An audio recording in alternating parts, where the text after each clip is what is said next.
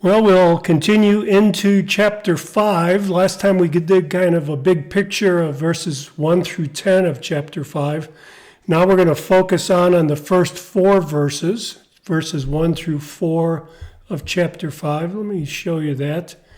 And let me just read through it for you. For every high priest taken from among men is appointed on behalf of people in things pertaining to God, in order to offer gifts and sacrifices for sins.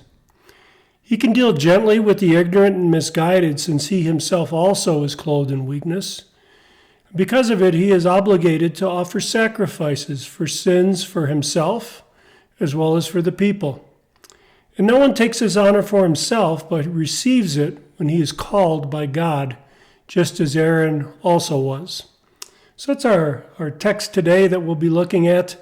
One of the things that we notice here before we get into the verse-by-verse analysis is that God provides provision for our weakness. He knows we are sons of Adam, right? We have sinned and we need help to come back to him. We can't do it on our own.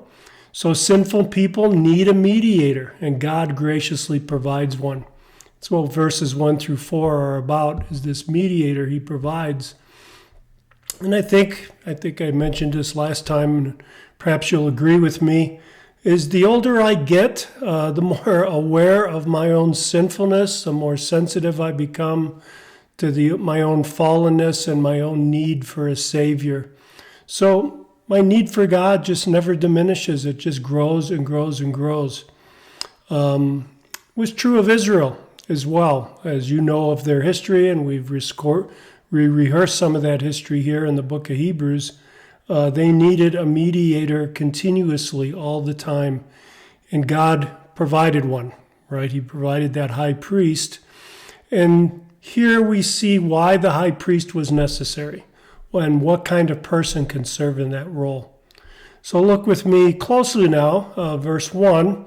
Verse 1 says, every high priest taken from among men is appointed on behalf of men in things pertaining to God. In order to, so notice that phrase there, in order to, he's got a purpose, he's got a reason to offer both gifts and sacrifices for sin. So two things are standing out here. First, the high priest was taken from among men.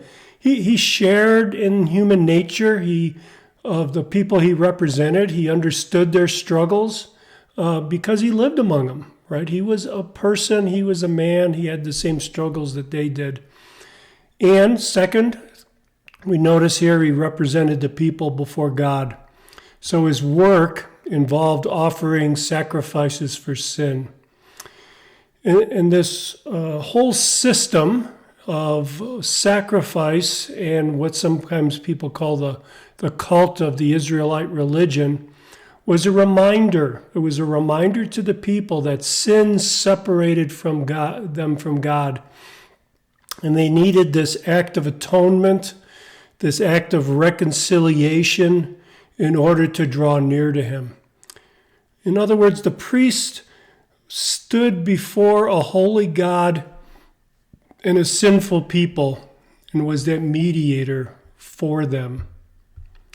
Verses 2 and 3 then goes on here. He adds this important feature, I think. He's bringing our attention to something that's going to be very important later. It says he can deal gently with the ignorant and misguided, since he himself also is beset to weakness. So the priest wasn't meant to be harsh. He wasn't meant to be distant. He wasn't a taskmaster. Because he shared in this human weakness. He could show compassion to the people because he shared in that weakness. He had inside knowledge. He understood moral failure, understood spiritual confusion and human frailty. He could have compassion.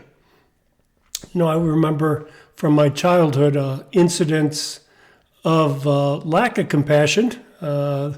Sometimes a judge, someone who is supposed to be the mediator between you and God, acts without compassion and colors your view of God. I know this happened to me as I was in first grade in a Roman Catholic grammar school, and I was having a fire drill. You remember fire drills when you were younger, and our protocol at the time as a little sixth grader was, well, boys got on one line, girls got on the other, and we filed out of the classroom silently.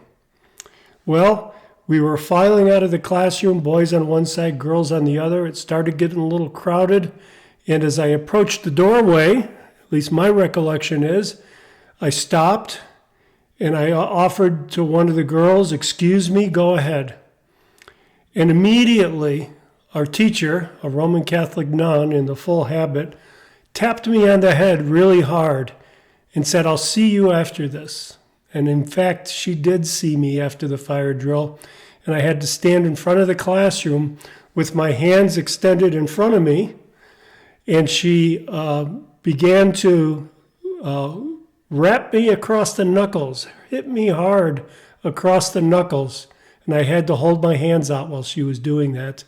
So hard that I still have in my mind the recollection of that wooden ruler breaking on my fingers. That was first grade. Needless to say, just before you start feeling too sorry for me, you might want to feel sorry for the nurse, or for the sister, the nun, because the wrath of mom fell on her after school, and I told my mom what had happened. So she had to suffer the wrath of mom. But my point is that this high priest could have compassion. He would understand why that little boy stopped and said, "Excuse me, go ahead." He was just being polite. He would have compassion because he understood. Verse 3 reminds us that he had his own sins to offer for. He has his own sins that need to be atoned for. So the priesthood, again, was a reminder not only of our need for someone to be a mediator between us and God, but the need that all sinners, even religious leaders, are in need, and we are in need of help. We are all of us, in need of help. Finally, in verse 4, he makes the point, no one takes this honor to himself, but receives it when he is called by God, even as Aaron was. You know, the priesthood was God's idea, in other words. That's what he's saying here. It wasn't Moses that made it up. "Hey, Lord, I have a good idea. Why don't you get my brother and give him a job?" That wasn't it at all. God thought of this. God selected Aaron, and from Aaron, a particular tribe, Levites, to serve before him. And within that tribe of Levites, everybody had a job. Each of the families had a job. So it was God's idea. So God himself, in his grace, in his mercy, provides help for sinners who could not approach him. And this help was year after year, month after month, day after day, even in some sense, hour after hour, because these were kind of continuous offerings that the offerer could make. So the Old Testament priesthood was immensely, immensely helpful, but it was never meant to be permanent. It was temporary, and it was imperfect. Hebrews is going to declare that we have a greater high priest, and that's what we'll be talking about next time. Jesus who understands our weakness, who represents us before his Father, and who is continuously, constantly, all the time interceding for us. So as we progress in our lives, as we grow older, as we grow more sensitive to sin, and we become more aware of our weaknesses, our struggles, our need for mercy, Hebrews is reminding us here we are not alone. God provided a high priest in the Old Testament. He provides a high priest today, who is Jesus. Much different, but Jesus continuously offers himself and works as a priest for us. So, as the years pass, as we become more sensitive to sin, we also should be growing in our faithfulness to Christ Should be proportionate, shouldn't it? Hold fast to Christ, brothers and sisters. Persevere in the faith. God bless you.